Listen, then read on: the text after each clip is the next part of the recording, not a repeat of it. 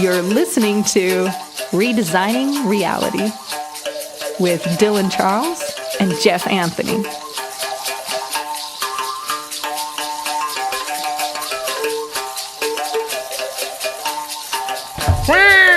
Happy New Year! Wee, wee, wee. Yo, bro, what's up, man? Hanging. This is Redesigning Reality, the podcast. It is 2018, January 4th or something. I'm Dylan Charles here with my bud, Jeff Anthony. How are you? I'm really good. I'm good. Sweet. I wasn't good earlier, but I'm good now. Yeah, you were complaining about a lot of shit, bro. I don't hear that from you a lot, man. What's going on? You all right? Yeah. Just, New Year's. A new year. An end of an old year. I feel good, man. I feel good. Like the last couple months of the year were kind of fucked for me in a ways. Like my mind was just not in the right place, and as soon as the New Year's blew by, man, it's like everything just cleared the slates. And we had talked about that before. This whole idea of cycles, man. I feel like a cycle ended and another cycle is kicking off here. And man, there's lots going on. So gotta get with it, man. Gotta be present. Yeah, grateful for sure. Yeah. As I'm watching this dude drive up to my recycling bin and get out of his car and grabbing all of my bottles and putting them in a trash bag and clanking them around for the show. It's good. Bottles, huh? Well, I guess there's a deposit here for bottles, and so I try to do the recycling thing, and then you have these people that don't want to have a job, but then they drive around all day loading people's sticky beer bottles in their car. So that seems like work to me, but whatever. Well, man, we're all slaves of the economy, man. Like, can you imagine what people would be doing if I don't know, man, if things were more affordable or reasonable, if our way of life was such a way where that, consumption wasn't the priority, materialism wasn't the priority, like all the time you had. I was reading something about this. I was reading an interesting book, and it talked about how, back in the day, and you're talking like 75 years ago, back in the day, people didn't work the 9 to 5s. They didn't work for corporations. They didn't do this stuff. Everybody had trades and skills, and they used those skills to earn what they needed. And so, like the blacksmith, for example, he didn't work fucking 9 to 5. He didn't have to be there till 5. He didn't have to punch out, at 5 o'clock. He didn't have to punch in at 9 o'clock in the morning. The guy's got life happening at the same time as work, and so he goes to work, and when he gets the horseshoe shot on the horse, he's done for the day, man. Takes off and does other stuff with his life. But yeah, I guess corporate America has kind of killed that, right? I remember growing up as a kid, there was, in my hometown, everything was locally owned. The little hardware store, the pharmacy, and they still had soda machine, like a soda fountain, and all this really cool stuff, ice cream. It used to be like, hey, let's get sick so we can go to the pharmacy and get some good sodas. The drugstore. For sure, yeah, it was called the drugstore. And then Walmart came to my town and bought out the people that had the pharmacy. And then it was really weird because the pharmacist from that drugstore then they hired him to work at Walmart and be the pharmacist for Walmart or whatever. And I bet his life totally took a huge swing. Well, at first it was probably kind of cool because he made a bunch of money selling out to them, but then he was probably on the clock and on demand and didn't get to take as many vacations and all that kind of stuff because he was in the corporate system. It's about freedom. Well, it's funny that we're talking about that because it's almost come full circle, I would say. Because, for example, this, my wife works for corporations, but she works for herself and she works from home. She's right here. She walks our kid to school every day. If we want to go somewhere right now, if we weren't recording the show, but we do that kind of stuff all the time. Go out to lunch, go to take an early day off or take a day off just because it's Monday and she doesn't feel like doing it. Because as long as she gets her work done, right? She's not even a slave to the system as far as having to put in a certain amount of hours. She just has to get this stuff done. And she's really good at tasking herself, and she's super fast at coding. So she gets her work done and gets to do whatever. So it's almost like the corporations are now trying to downsize as far as actual brick and mortar office space they rent. And they have these people working from home. And It's kind of making a return back to that thing you were just talking about.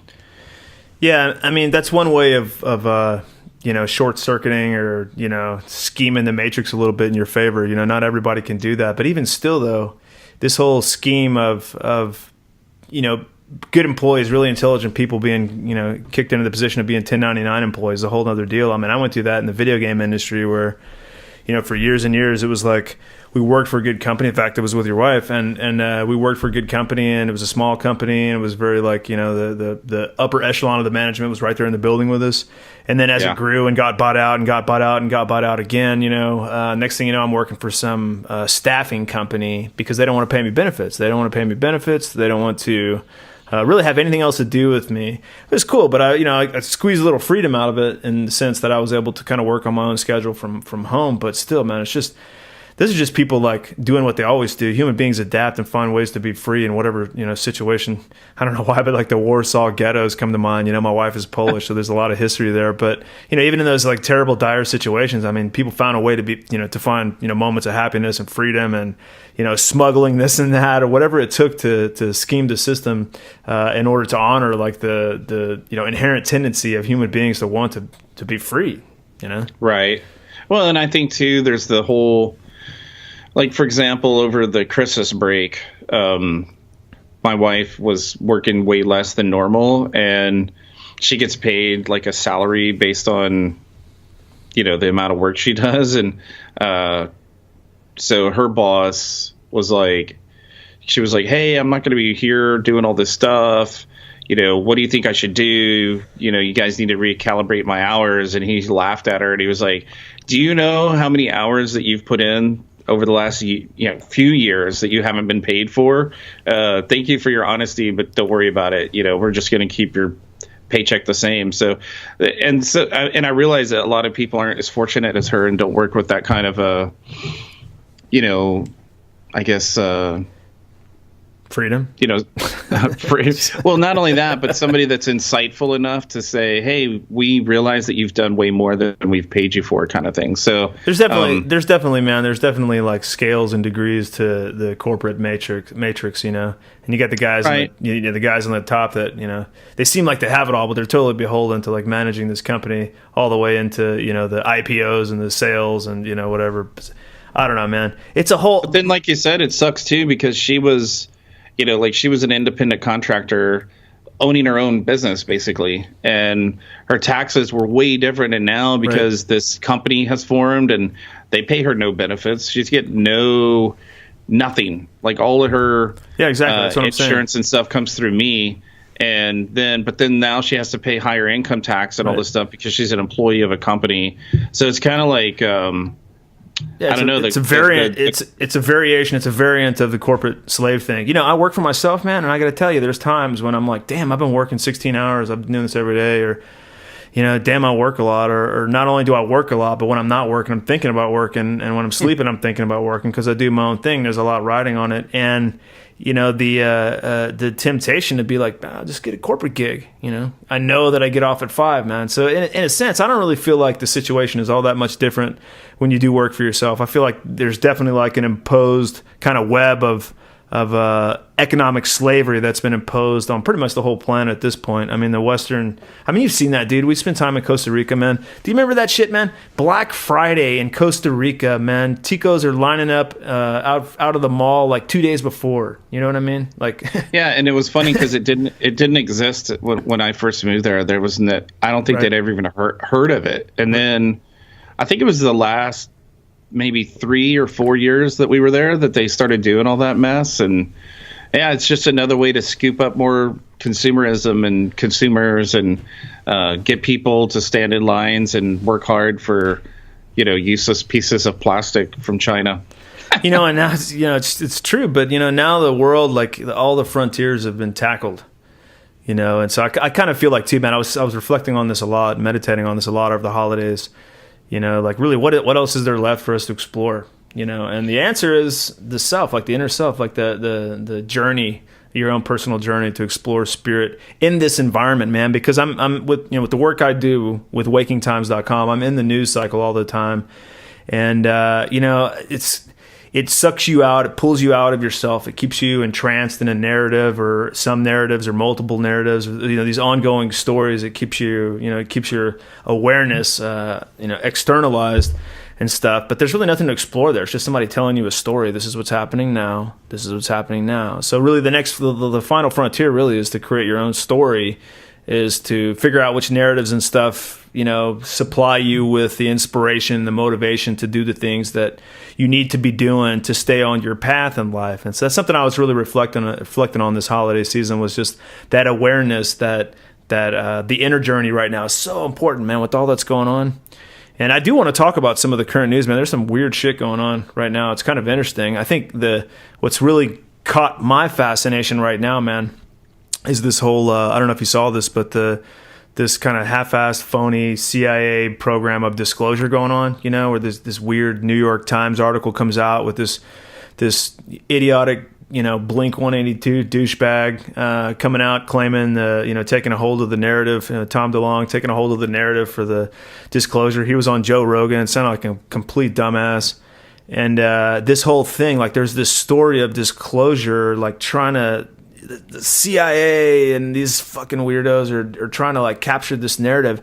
And I really think the narrative I think it has a lot to do with human consciousness. I see like what they're doing with the UFO disclosure thing and trying to take control of that story as like another level, another play in the war on consciousness, man. I would totally agree with that. And I watched this. You and I are always kind of tuned into the same stuff. And I watched the same interview. And I was like, well, that was a waste of an hour of my life. And he said a whole lot of nothing there. You're talking about DeLonge and Rogan?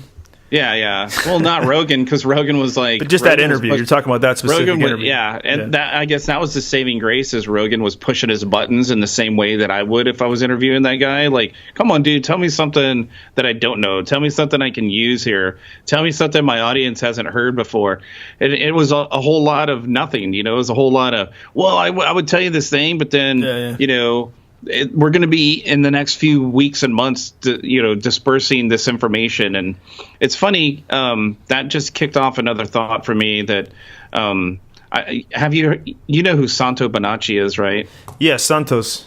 Right. And so he talks about like his interpretation of the Bible and astrology and astronomy and all this stuff. And, I guess he's a believer in the flat earth theory and all this kind of stuff too. And which, a friend of mine brought up at our New Year's Eve party. And I, was just trying to tell her, you got to be careful what you buy into and what you listen to on YouTube, because she was saying how he was talking about, Kundalini energy and how you can get to this certain place and in your meditation and in yoga and stuff, and you can feel your Kundalini rising up your spine, and that's what real Kundalini is and all this stuff. But you got to get in just the right thing, and if you can't get there, then you got to do this and this. And she's like, "What do you think of all that?" I said, "Well, it sounds like the same thing that people have been doing for years. It's a scam. Like, it's easy to tell you, well, you're just not doing it the right way, or you just got to get a little more spiritual, or you just got to become a vegan, and then people keep chasing this, this goal or this energy or this enlightenment or this thing that's going to happen to them. I don't know. And it's always easy for the person that's promising this. For example, like in 2012, right? So in 2012 is the end of the world, and all these things are going to happen. These spiritual people were saying all these spiritual things are going to happen. And then they were like, okay, well, it was wrong. It's now 2016, because they're always trying to kick the can down the road. They're trying to push it into the future, because then you can't question them about it. And now it's 2018, and I'm laughing about the people that said it was going to be 2016, 2017. So my advice to her and to anyone is, man, just live your life and try to schism the system like we kind of talked about in the beginning of the show, and just figure out the best thing that revolves around your world, because it is your world, it's your reality, and make the best of it, kind of thing, But you have, like, regarding Kundalini, because that's been a topic of fascination for mine for a long time, ever since I started doing Qigong and yoga many years ago. Like, you have the reality of the possibility, and then you have the pitch from somebody who's wedged themselves in between you and the truth, right? You have the guru, right? You don't need a fucking guru, man. Right. But regarding Kundalini specifically, I mean, there is a lot of evidence and, just anecdotal evidence and experiential evidence from a lot of people that there is a metaphysical component. Like there's a part of the energy body that works in that specific way. I mean, I have friends who are masters at Kundalini yoga, which is, a type of yoga designed to bring about that rise in the Kundalini energy through the spine from the sacral chakra and all this kind of stuff. I've had a couple of experiences in my life that I'm like, okay, I'm definitely tapping into what would be called Kundalini energy, and it's amazing, it's fascinating. But you have the salespeople that lash on. There's two things I think in this world that are more in demand or more valuable: sex and spirituality. People will pay for those. For sure. Well, and I'm not.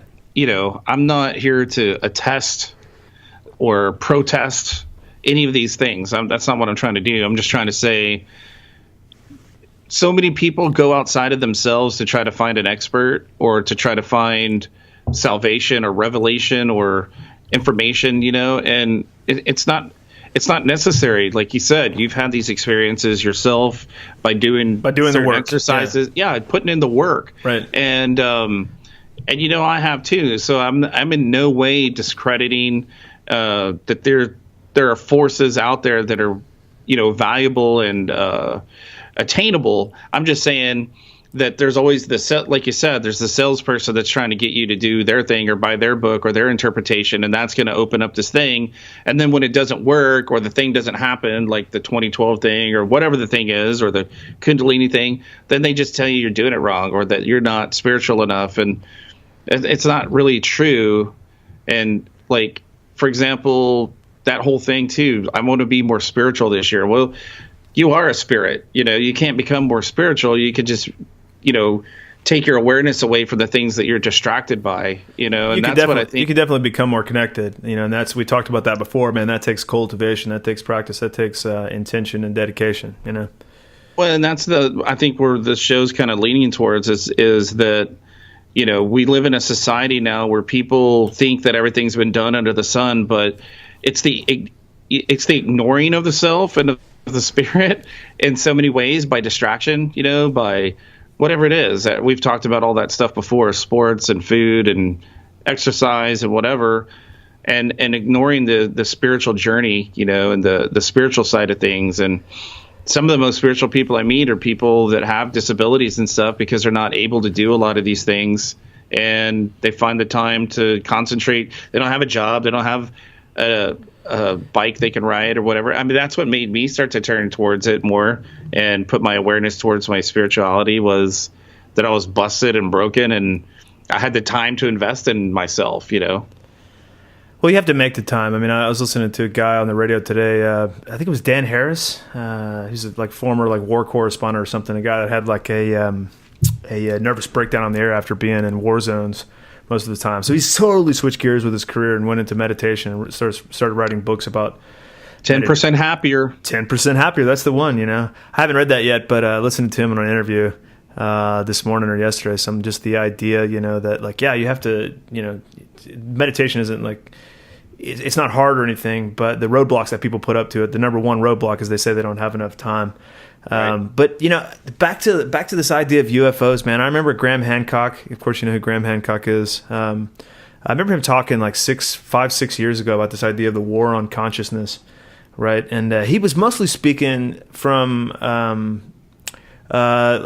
couple of positions. Like one of the part of the context was from the position of plant medicines. And his idea was that, the way the system is set up, the way that the system is structured, they deliberately cut us off from things like psilocybin, mushrooms, ayahuasca, these experiences, because they know that those experiences open up this sort of sense of inner freedom. When people have that inner freedom, when people have explored that side of themselves, going back to what we were saying earlier, that final frontier, once they have an idea of how vast and open and amazing this final frontier is, the number one thing it tends to do is it tends to abolish fear, right? They don't have the need to follow orders, or they don't have the need to be afraid of, okay, what if things don't work out a certain way, or what if so-and-so is not happy with me, or what if so-and-so, I don't meet other people's expectations or what have you. But he was also talking in the context of, closing down shutting down or restricting the narrative on our ancient history, right? Where did we come from? Where did human beings come from? Why do we have all these stories, all these mysteries? Why does archaeological evidence and anthropological evidence keep pointing to the fact that history is older and older and older than what they told us in the school books as kids? And so now I see that same war, how it possibly extends into the future, because they're coming out and saying, the Pentagon's coming out and saying, hey, we and it's nothing new. I mean, UFO sightings and recordings of UFO sightings have been going on for decades, for 75 years or so now. Close to it, and so that's nothing new. What's interesting to me is that it seems like they're framing it now as defense contractors need to get in to create a safety buffer for the people here because we're dealing with a new threat, right? So, but at the same time, did you notice that in his interview? He called it the alien. They don't call them unidentified flying objects anymore. They're unidentified threat. It's an unidentified threat. Yeah. See, and to me, that's the same language of war against the consciousness, because it's saying that this is territory that you're not supposed to go. Like, don't go here. But at the same time, man, I know people that channel aliens that can go, like, they go into meditation, they go into sleep or whatever, they go into dream states, astral travel, and this and that. And I mean, that detailed of an experience like an alien encounter has never happened for me personally. Although I have had some very cosmic alien-like experiences on psychedelics. That's kind of a different story, but people can channel these things naturally. So it's kind of become like this sort of like direction that like the New Age movement, like the way that like the consciousness exploration movement is going. And then this has been building for a number of years, and then now you have basically this narrative that, okay, it's ETs, they are here. We're not going to call them ETs. We're just going to call them threats and tell them they're unidentified, while at the same time funneling billions of dollars, potentially, black budgets or whatever else to defense contractors who then, basically are weaponizing space, man. It's kind of fucked up, because if you think about it, like, we start off, we're grounded to earth. Our consciousness, our higher selves want to evolve. They want to rise. They want to ascend. If you really dive deeply in yourself, you find that, like, it feels like ascension. When you go in deep, you rise up. That's the whole Rasta I and I thing, man, the self and the higher self, but here we are on this, I don't know, maybe it's flat, I don't know, I haven't seen, but the planet, right? Here we are on this planet, and we can only go physically up, so high. And we know there's something up there. We can see the stars. We can see the patterns of astrology. We can see the phases of the moon. We can see the rising and falling of the sun. And now we can communicate with people on the other side of the planet to know that it's dark over there and light over here at the same time. But we can't explore that realm. But we know something's out there. We sense it. We know we're not alone.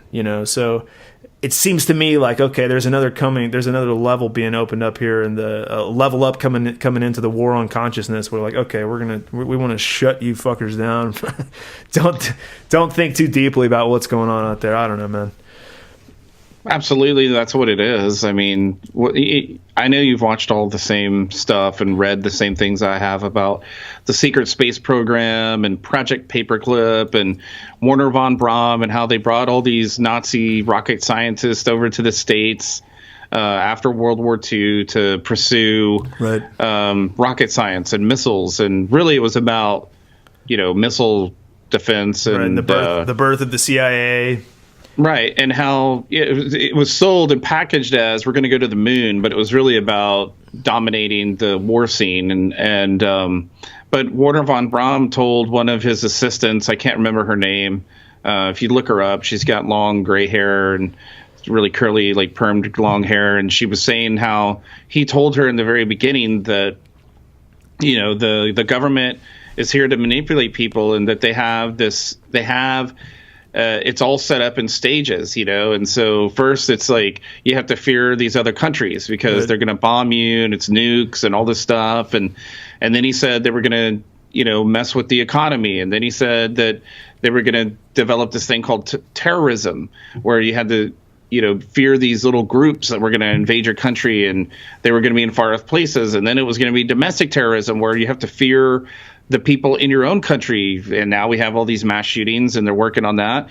And then he said the last straw was, when people become aware of all the, because that's all that's happened is they've either become aware to it or they're numb to it now because it's happening so much and they can't get the response they want out of it. So they have to turn to the next thing. And he said the next thing was going to be alien invasion, and that, that was the aliens that were coming. And he said that just like all these other things, because we all know that the wars are all the Rockefellers and the Morgan Stanleys of the world, Rothschilds and they're the ones funding every country in the war, right? Yeah. They're lending money to them. And then we know that American, we make the best shit and we keep it for ourselves. And the shit we stopped using 10 years ago, we ship it to Iraq and Afghanistan and sell it to them because we got to make money off of this stuff. We got loads of it sitting around, right? So, then that's their next, as in Star Trek, it's the next frontier. The new frontier they're going to launch us into is, it's aliens coming down and shooting us and ray gunning us or scalar beaming us into nothingness. And really, it's some guy in a secret space program, who's just an American or Indian or African or whatever country they're from that they're piloting these things out of. And, I know that right now for people that don't tap into the information that you and I do, this sounds wackadoo, man. Like I sound like, oh yeah, this guy's fucking crazy, but it all builds upon each other. And the more information Joe Rogan talks about the same kind of stuff too, because he's studied it too. And he's sitting there laughing at, ding dong delong, like the newest patsy, like the guy doesn't even get it. I'm like, dude, they're using you, bro. Like, why? So you're a pop singer, basically, from the late 90s and early 2000s, and you think that they need you? Like, come on, dude. Like, what's also interesting too, man, is like that his whole organization, To the Stars Academy, whatever kind of gay name it is. They'll take your money though. It's a media organization, like yeah.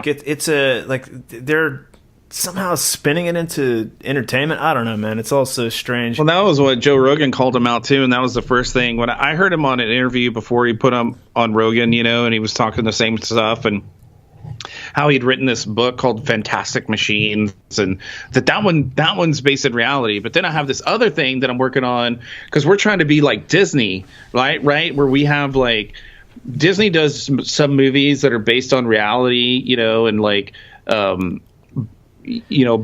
type of stories. Yeah, but then they do all this fantasy stuff. So I'm going to do this. I'm doing these fantasy, and then Joe Rogan's like, "Well, how do I know the difference between the fantasy and the reality if you're doing both?" And dude, the CIA, that's the whole trick, dude. They don't want you to know the difference of the fantasy and the reality. Dude, the CIA. I heard the CIA is working on a documentary about UFOs to release this year, right?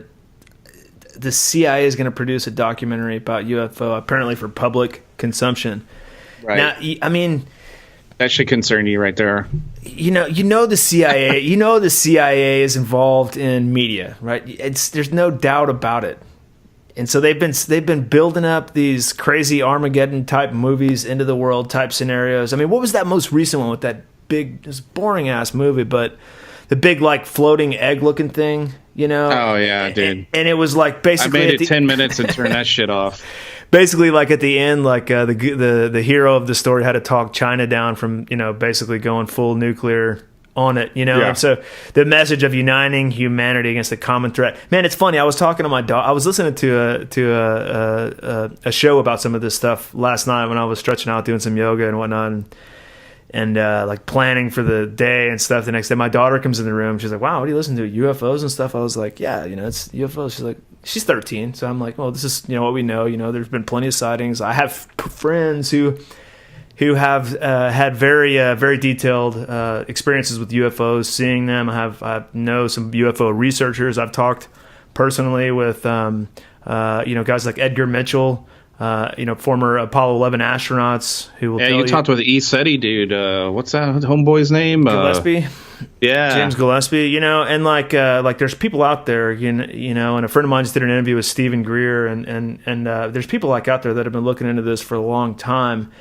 And so I was like, and she's kind of like intrigued by this because up until now, I don't know if we ever really talked about UFOs, but it's kind of in the news right now. And so I was telling her, I was like, yeah, so what just happened in December was that, like, you know, the United States government came out. Now, keep in mind that Mexico's come out and they've come forward with video footage of their fighter pilots coming in contact with things. This has happened, I think, in Argentina and other places, like many places around the world. It's happened in like over airports in China and all kind of crazy stuff. So it's not, the footage that we just saw in December was nothing spectacular. I mean, some of the lamest footage I've ever seen, actually.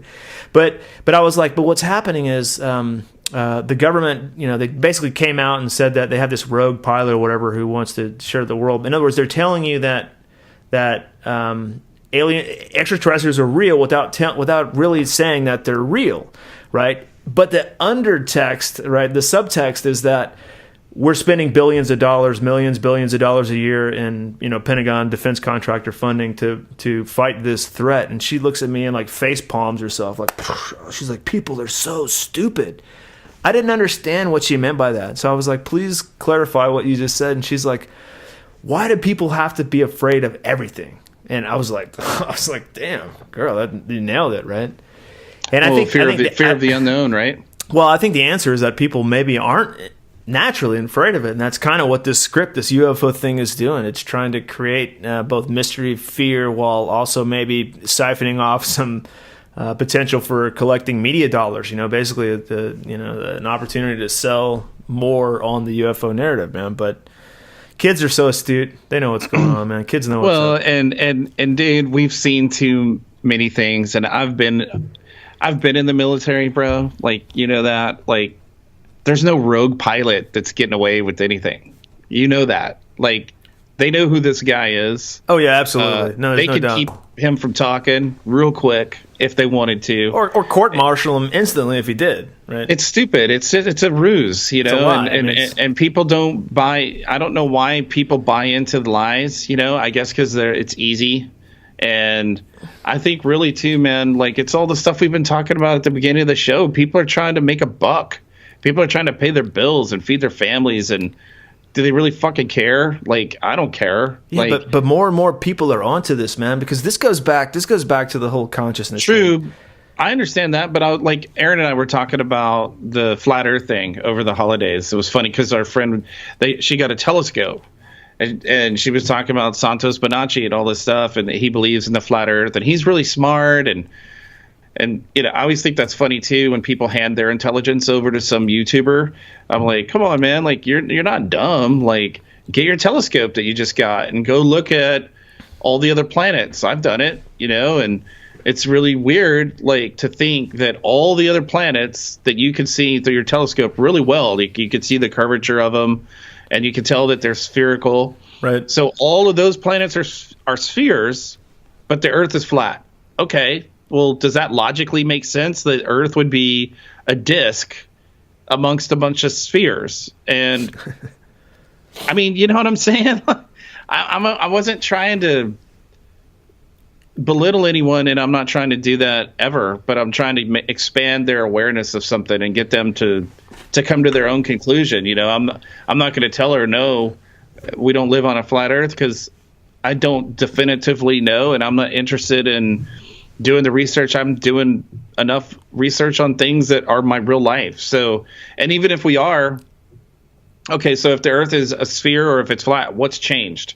You know, do you still fill your car with gas and go to work? Do you still have to make dinner tonight for your kids? Like, is there still math homework and Christmas and birthdays and you know what I'm saying? Like, a friend of mine went not too long ago to an ayahuasca center, and he was doing a Facebook live video with the owner, the head honcho of this really awesome ayahuasca center. And they had a ceremony the night before, and so there's a lot of people in the ceremony, but they were talking amongst themselves, and the owner guy says to my friend, he's like, wow, I mean, that was an amazing ceremony last night. You saw the aliens, right? And he was like, oh yeah, totally. And he's like, we were in the presence of aliens, came down to visit us, right? And they were hanging out with us while we're in this psychedelic, entheogenic, shamanic ceremony where we basically like ingested some boiled plants, and now we're hanging out with aliens. Okay, cool. So back to the ET consciousness thing, man. Like, if you look at visionary art, ayahuasca-based, ayahuasca-inspired visionary art by like the master Don Pablo Amaringo. If you look at his paintings, man, these kaleidoscopes of colors and rainbows and textures and faces and entities down at like the ground level, hiding in the forest, looking out to the forest, to like deities and spiritual beings, kings and queens, up, all of his paintings, they sort of like rise. You can see the multi-layer, like what I was talking about earlier, like the levels of consciousness. Down at the earth level, you have human beings. We're surrounded by earthly spirits, creatures of the night, things that hide in the water, things that hide in the forest. But you go up from there, you're surrounded by kings and whatnot. And then you go up and there's these temples, these heavenly palaces of just these kaleidoscopic checkered patterns and colors and stuff. But in so many of his paintings above that, there's UFOs, man, tons of UFOs, like falling down. Now, I've actually seen those in visions during ceremony, man. Like I've had several nights where the aliens have come down. You see the UFOs coming down, and it's a very archetypal image of like it's very archetypal, like round little pods with some kind of like cockpit area on top with kind of like little legs and beaming lights and stuff, and it comes down. So there's definitely a connection to the ET experience through like diving deeply into consciousness. I think even Terence McKenna talks a whole ton about this, about how I think he's famous. I think he's well known for talking about the machine elves, right? The machine elves and the aliens and stuff that come when you do the heroic dose of psilocybin, right, or when you psilocybin smoke mushrooms, right? DMT. Yeah, well, his was like on DMT. He said it was when he smoked crazy amounts of DMT. That's when he saw the alien machine dwarves that were basically like the ball thing in Tron that would talk to the guy in the original Tron, and it would change shape whenever it would say something. Okay. Remember, it would be like yes, and it would be one shape, and then no would turn red and be a different shape, and that's the stuff he was talking about happening while he was doing DMT. And but it's the same with the DMT experiencers. Like there's tons of these dudes now that are doing DMT art, and they have the same kind of experience with some kind of alien entity, some kind of, and then they talk about the fairies and the gnome people, and so all these earth-based things that they're all, dude, it's proliferated through our culture from, the written text all the way up till now. People are just talking about it on YouTube now instead of carving it out in a stone tablet or something. I mean, people believed in elves and fairies and all these things, during the times of kings and queens in the 1200s, 1300s, 1400s, and that lore has lasted till now. People buy garden gnomes every spring and put them in their yard, and everybody has the little fountain with the fairy, that the bird on the bird bath or whatever. So it's funny. I'm looking right now, literally like to my left on the wall, there's a painting that my daughter did maybe 5-6 years ago. And it's like literally a brontosaurus looking dinosaur. And there's a UFO that she painted next to it with like this beam of light right next to it. It's classic. It's very That's classic. Awesome. Yeah. It's pretty funny.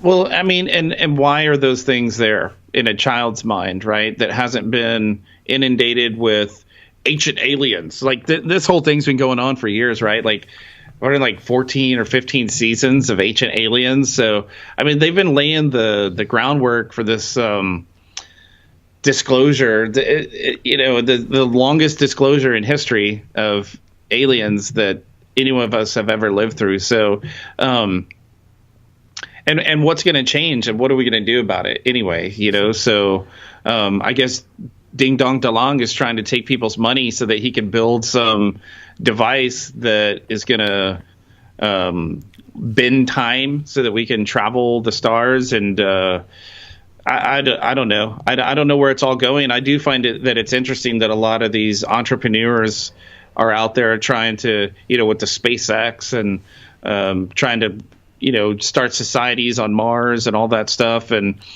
there's a lot of people out there that are already tell you that there's already people living on Mars, and there's already a secret space program where they can, rocket you off to Mars in half the time that we think it's going to take, or even less. So, and And it's interesting. It's interesting stuff to think about, because I like thinking about like folding time, and like when they talk about like taking a piece of paper. That was the only interesting thing that DeLong talked about on Joe Rogan interview was, like taking a piece of paper and making an accordion out of it, and how basically what's happening is you fold the paper up and these 2 points can touch, but then when you open it, you've covered all this area, and that's how aliens travel all over the galaxy without, aging and by bending time. And so it's interesting as far as like conceptualizing and like growing your perceptions of things, but I don't really know how to do any of it. But I know that I can, at the same time, I can close my eyes right now and I can be in Texas, because I was just there, 2 weeks ago visiting family and drove all over the freaking place. And so, I mean, we can astral travel, or we can put ourselves in a memory of something that we've done, and that's going somewhere else. I mean, I'm sitting right here, but I could close my eyes and be in Texas. So it's or Costa Rica or anything, Anybody listen to the show, think about the house you grew up in. You're now my age, you have your own kids, but close your eyes and think of the house that you grew up at with your brothers or sisters or parents, and you know every detail of every single thing of that house, the floor plan, what your favorite spot was, where the TV was, every single thing. So, man, like hearing you say that, and we've been talking about consciousness and a little bit about plant medicines and psychedelics and stuff, man, and everything that you're saying like brings me back into some of the experiences I've had with Iboga, man. Like that's Iboga's like astral travel on. I don't know. I mean, it seems like it's some form of on cosmic, acid. Yeah, acid astral travel on weed. I don't know what, but literally, you go in, you can access all of your memories. I think Aubrey Marcus has a cool podcast that he did. Might have been with Joe Rogan a long time ago, where he talks about his experience the first time he went to do Iboga, and how once you launch. It feels like you launch out into space. It feels like, I mean, our guides literally tell us to go jump up into space and then look back on the Earth, go visit the moon. And so you're like laying there tripping, and you actually do these things. Like your mind, you feel like you're there. Your third eye, your pineal gland like opens up, and the whole experience, the whole five sense experience comes to you. But it's very much like centered around space travel. So once you're in that, once you like launch and rocket into that zone, then you have access to everything that's ever been put into your mind. I mean, like I've been through it so many times with myself and seen my mind as like a giant, the Library of Alexandria, right? Just walls and walls and walls and texts and books and files and folders and ladders going this way and that, and it's all still there. And so you go through this process of like defragging all that information and kind of reorganizing it so that it's a little more useful in guiding you in your life, right? And it's fascinating stuff, though. But when you really get into it, you find out that not only are your memories there, but the memories of your ancestors are there. It's crazy. And I think now you're getting into that whole space of talking about the Akashic records and where memories, where information exists outside of the internet, right? For sure. And it is interesting that you just said what you said, because the reason I was in Texas was for another memorial service for my grandfather, who he and I share the same birthday, and it was a really emotional time. And it's funny because here we are in the new year and new things, and the old year just passed, and my grandfather passed at the end of the year, and so we're there in December for this memorial service, and it's really interesting because you're talking about calling upon your ancestors, and it's not just the ones that you didn't know, it's the ones that you did know. Like, I found myself in the last few weeks just having these insanely vivid dreams about my grandparents, and it's like a amalgamation of memories, and it's like their house, but it's not quite their house. Right. And it's been leading me to wonder, what is that, and my conclusion to that is it's their house in the next realm, right? and that they've had all these other houses, because some of it was unrecognizable. Like, I don't remember any of that, but then I'm seeing it.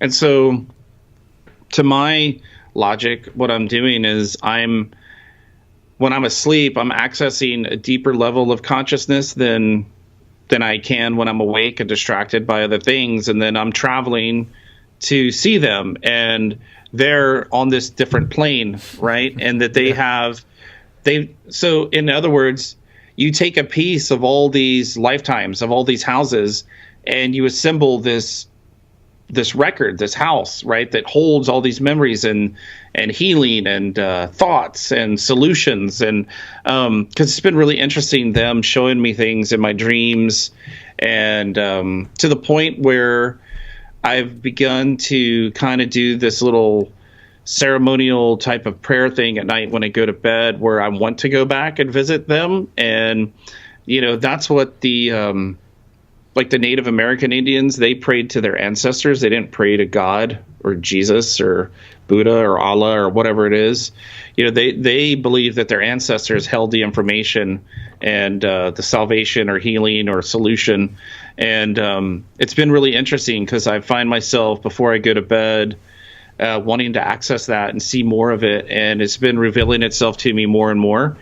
And it's something that I want to hang on to, not for because I'm sad or upset. They had great lives and awesome lives, but I want to maintain that practice, and I want to maintain the connection, and not get distracted by, oh, hey, well, they're gone and I'm never going to see them again, so on to the next thing. So it's just an interesting thought. These are the interesting things that I think you and I explore and get into. And I know we talk a lot about ayahuasca and psilocybin and all the things that we've done. And to go back to that, when you were saying how the government's afraid of people doing these things, it's because you open a portal, dude.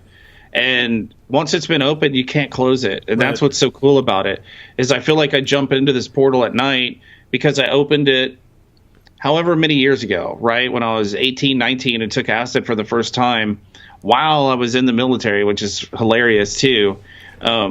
So you think about like the most constrictive, conservative situation you can be in, and then like, hey, we need to take some acid because I got to get out of this. I got to get out of my mind.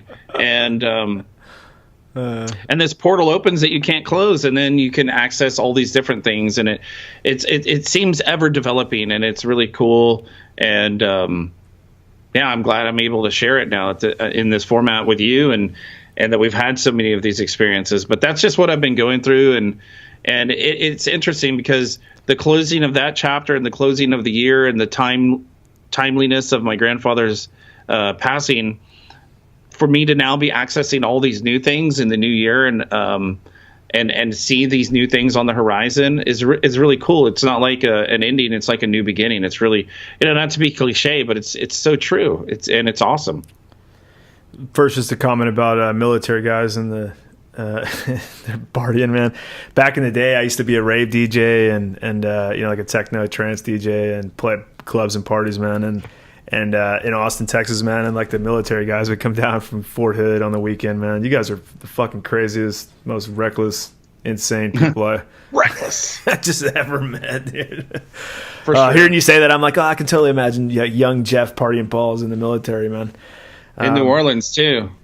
But being able to access this side of you, being able to get into this space where you realize that there's so much more going on than what you see in front of you is so important. And that's why, like, with what I'm doing with my work, wakingtimes.com, it's a challenge for me because I want to talk about, so many people want to hear about what's going on politically, which fucking senator just got elected or rape somebody. Yeah, or rape somebody, or which tweet is the most ridiculous from the president, right. even stuff like, man, over the holidays, everybody was, so divided about tax cuts, man. Either the best thing since fucking sliced bread or like it's the end of the world, man. I don't even know, man. There's so much, but there's so much of that stuff that catches your eye, that catches your attention, and that holds it holds the center of your focus and your awareness just outside of it all. And it really takes effort. It really takes intention to take what you need out of that, all these different narratives, whether it's the guru telling you how to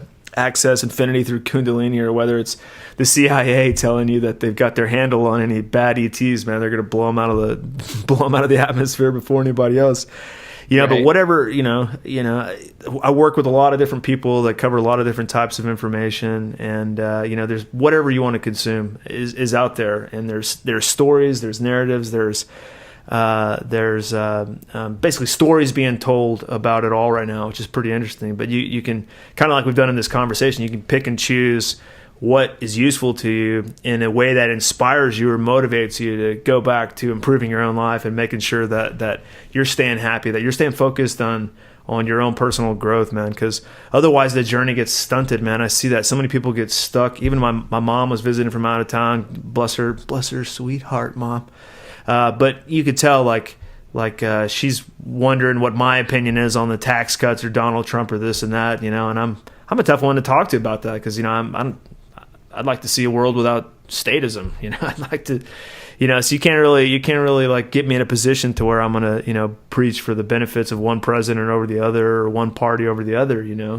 Right? Because go to the jungle, drink some brew, some shaman, sit in the jungle, and then really like ask yourself if any of that shit matters. Matters. Tell me how much that matters the next day. I know, but dude. I'm so with you on it might that. matter, but matter like how much your opinion of the story that you've chosen to take in, and how much your opinion of the story that you're choosing to watch matters. Doesn't fucking matter, dude. Doesn't matter. Doesn't matter. It's irrelevant. It's irrelevant in your personal growth too.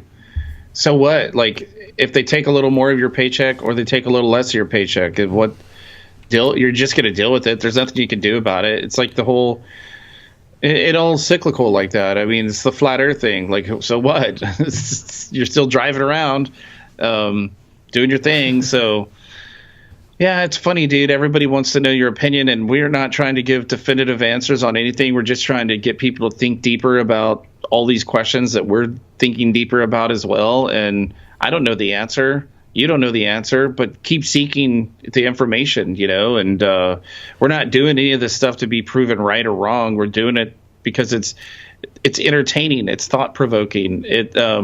And it lets people know, hey man, you can dive into these subjects too. And then you can find your own, truth or your own information that you can share, and then you can become neutral. And I'm with you. Like I don't get involved in religious or political conversations. And I really try not to tell people how to think all the time. A lot of people ask me for advice on things, and it's a funny little trap. I like to think of it like that. It's like a little game, but it's a trap, because I can't tell you what the answer is for your life. I mean, I could, but then when you try the thing that I said was the answer and it doesn't work, then I'm wrong and I'm a horrible person, and you can tell me about all the fallout. What I would try to do when people try to pin me down for a definitive answer on what they should do with their life is question them. What would you do? Like if this situation was a little bit skewed this way and you were me, what would you say to you? And it's an interesting perspective for people, because it makes them get out of their head and taking it all personally, and then kind of be the observer and realize that there is a different perspective. There's a different point of view and a different way to look at their own problem. And then they kind of find their own way out. And then it's much more rewarding for them and for you as a friend or a counselor to watch them find their own salvation in a way, or solution. It's really, really cool, Yeah, one of the guys that contributes articles to Waking Times, my website, recently published something, and he talks about, what is there to learn from the dark ones? What is there to learn from the people who are stuck in that, clearly that negative incarnation, that negative, that negative role that so many people, are just kind of born into, that negativity, that, the controlling mindset, all that, And he talks about how I think he pulls up a quote from Seth. I don't know if you've ever heard of Seth, but yeah. I don't know if it's more than one person that channels Seth, but anyways, talking about Seth, and Seth talks about terrorism in one of his books and terrorists, and then he explains and breaks down how you may look at terrorists and you may think, fuck this guy for whatever reason, he's polluted by, sad ideology and, hopeless conditions or whatever. But if you were to actually go and experience the world through his eyes, like his decisions would make sense. The choices that he made might actually, would actually make sense to you because you're just not having a different experience. The range of possibility for human experience is so expansive. I think even you were talking about something like that just maybe earlier today or yesterday about how someone, a friend or a family member or whatever, was asking you for advice with their kids, and it wasn't the first time. They'd asked you for advice. Right, and then you have to get to the point where you realize it's their journey, it's their trip, it's their thing that they have to experience because they're not willing to make the change. And I've often told my sons, in war, everyone's right and everyone's wrong. People don't go to war because they think they're supporting the wrong thing. They go to war because they think they're supporting life, liberty, and the pursuit of happiness. In our case, as Americans, and we're fighting against terrorism. And a lot of people are young and they're uninformed. And the saying about get a soldier before he's 22, because by then they've people have started to think for themselves and they've started to realize that there's a lot of manipulation in the world. And people in every fight, right? Every fight, a bar fight, a fist fight, a freaking verbal argument with your wife, you're right and she's right, because everyone has their own personal perspective. And that's why we go to battle. It's why we fight for things. And but it's also why we defend things, and so where do you go with that? It's interesting. It's an interesting thing to think about, to get yourself out of the common news cycle and realize that these things exist in our world because these people believe in something that is their truth, right? And all you can do is find forgiveness, be more forgiving of those people. Maybe they'll snatch some of your forgiveness out of the ether, and they won't do the next heinous thing that they were planning on doing. I don't know. I don't know what the answer is. I don't know how it's all going to play out. Dylan's Chihuahua is trying to interrupt me, and shaky, belly. See, there she is. She made an appearance in the first show of the new year. Yes. And but no, seriously, it's seeing, like, you can look at little Chloe, you could get mad, or you could be like, oh, look, she's so cute, let's forgive her for making noise. So you could be like, these guys are totally unprofessional with their chihuahuas dressed in pink fluffy outfits. It's Chihuahua terrorism. Or you could Chihuahua be like, terrorism. Actually, like, having a cute Chihuahua would probably be our best chance of growing our audience for this whole thing, man. It is. It's awesome for me because looking like I do, like, I drive around town and I pull up to the whatever coffee shop to get my coffee, and I have my little 3-pound furry little sucker sitting on my lap. And at first people are like, oh, hey, $3 and whatever for whatever. And then Oni hears them and he jumps on my lap and he goes to the little window ledge and he sticks his face up, and they're like, oh my God, your dog's so cute. And then they like totally changes them and they become like the nicest person and start talking to me. And then the people behind me are like, I just want my coffee, get out of here, dude. So anyway. Perceptions, man. Yeah. It's so, I remember when I first moved to Costa Rica, I really was like practicing Spanish a lot. I'd spoken it a little bit, but I was really starting to understand and hear it. And I remember thinking to myself one night, been there maybe like 5 or 6 months, and there was my neighbors at nighttime had parked their car or something in front of my house, and they were standing by it talking. They were just talking in Spanish. And the old me, the American me, the xenophobic, Rush Limbaugh listening.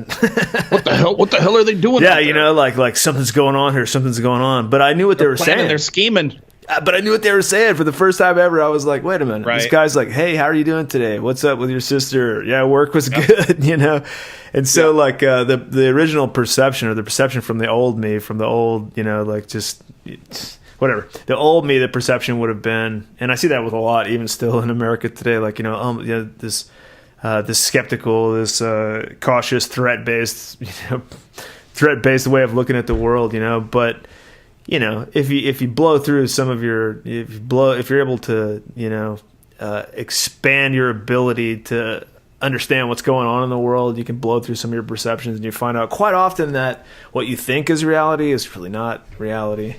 It's totally different, man. Well, it's funny because you said that, and I think of it as the opposite now. So, okay, I used to live in Texas like you, and you know how it is when you're in public, people look at you just like you look at them, and then they start talking. And where I grew up, there was a lot of Hispanic people, right? They'd be speaking Spanish, and they'd look at you because they're just observing you as a human, and then they start talking, and you would start wondering, oh man, are they talking shit about me? Like, right. Exactly. What are they saying about me? Why were they looking at me? And then they start talking in a language that they know I don't speak. And then it's hilarious now, you know, like 20 years later or whatever it is, I speak fluent Spanish, and I go out in public in Portland or Eugene or whatever, and there's people at the hardware store, right? And they look at me, and then they look at each other, and they're like talking in Spanish, and they're literally saying like, "Hey, do you remember where the hammers and where the hardware was? Where's the screws and the nuts and all,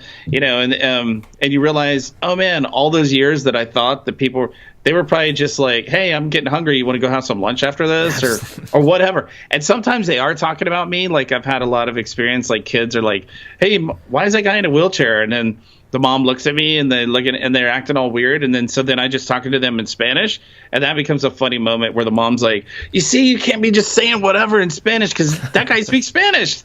So anyway, it's always cute and funny and innocent, and who cares anyway, right? Like, it doesn't matter. And but it is interesting changing your perspective and realizing that people are just observing things, and people look at you, or and people make faces because they're thinking of some thing that happened earlier. It's not about you, you know. And yeah, man, you know, and like linking this all back to UFOs and stuff, you know, and this idea of like the war on consciousness, you know, it's like there are organizations that want, you know, to control your perceptions of the world and whatnot around you. But each and every one of us has the ability to expand our awareness, to expand our consciousness. And when we do that, you find out that maybe everything isn't like, we don't live in a threat-based world after all. You know, there's a lot of possibilities that aren't being opened up and available to us, man. But, dude, it's been an hour, so let's wrap it up. What do you got to say, Mr. Jeff Anthony? Get off of here. Get off of here, man. Well, you know, as usual, I would say thank you to our audience, number one. And then two, I would push my agenda a little bit and say, if you want more from us, you can find us on wakingtimes.com. Check out our Instagram and our Facebook. And you can also find me at journeytoinnersage.com. Oh, and there's Dylan holding up this book that I might have wrote. So yeah, Jeff's book, Cosmic Wizard. Check it out on Amazon. With that, it's a whole new year, man. I wish everybody out there, whoever it is, all the best for a new year. Control Happy your New mind, Year. control your reality, and join us back again. We're going to do this every week. So we'll try to do better next time. yeah, Later. always getting better. Peace out. Thank you.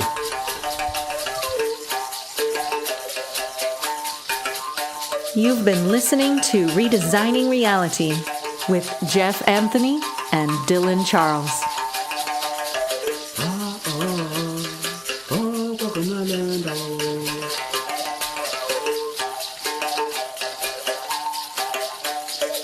Tukabaya mokabuli.